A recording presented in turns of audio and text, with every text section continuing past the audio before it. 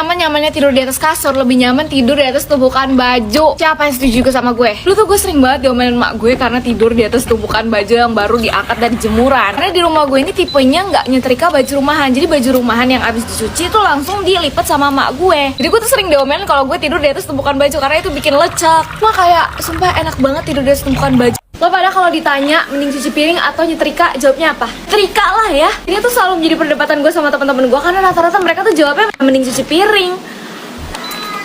Jujur cuci piring itu adalah salah satu tugas gue di rumah, tapi yang paling gue nggak suka juga. Apalagi kalau piringnya itu masih ada nasi ataupun tulang-tulang yang nggak dibuang dulu sebelum ditaruh di tempat cuci piring. Makanya itu adalah alasan kenapa gue lebih memilih nyetrika. Karena maksud gue kalau alasan temen gue kalau nyetrika tuh panas, gerah, ya udah pakai kipas. Tapi kalau cuci piring gue harus membuang sisa-sisa makanan itu. Orangnya jijian juga, jadi kayak apalagi kalau habis makan ikan itu piring bau amis, udah nggak bisa.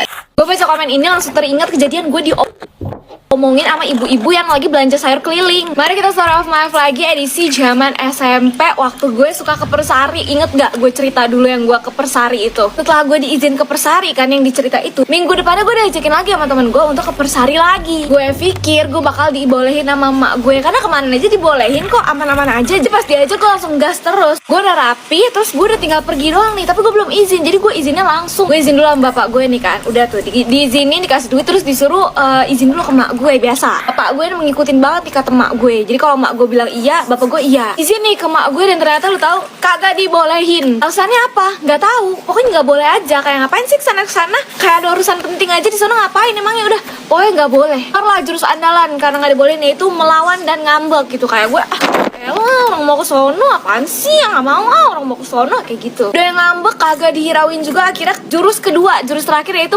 nangis lah gue di kamar. Gue nangis di kamar, tiba-tiba mak gue masuk kamar. Gue pikir bakal kayak oh yaudah deh sana pergi aja gitu.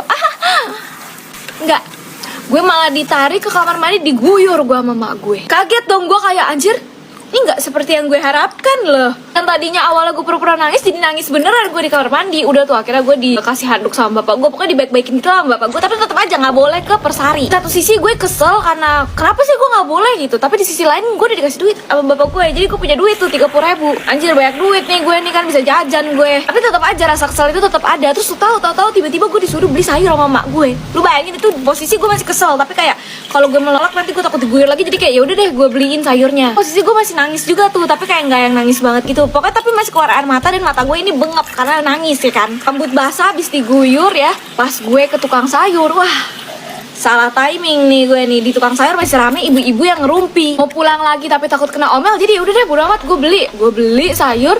Ibu-ibunya langsung pada nengok ke gue. Terus pas gue dateng gue langsung diginiin. Abis mandi ya seger banget itu, rambutnya masih basah. Mandi diguyur gue. Terus ada satu ibu-ibu yang nyeletuk, kenapa Pi? Abis nangis ya Pi ya? Dalam hati gue, aduh nggak usah ajak gue ngobrol deh, lagi nggak mood juga. Jadi di situ posisinya gue cuma kayak enggak kok, gue bilang gitu. Tapi masih aja nih si ibu-ibu, ih itu matanya merah, kenapa? Habis diapain emangnya? Di situ karena gue malas menjawab, jadi kayak enggak kok, ini emang kayak gini aja matanya. Terus gue udah tuh buru-buru pergi, udah selesai kan ya. Tapi sebelum gue pergi gue mendengar kuping gue nih si ibu-ibu ini ngomong kayak, itu tuh kayak habis diomelin tuh sama mamanya. Iya kayaknya habis diomelin tuh nangis orang matanya sembab gitu.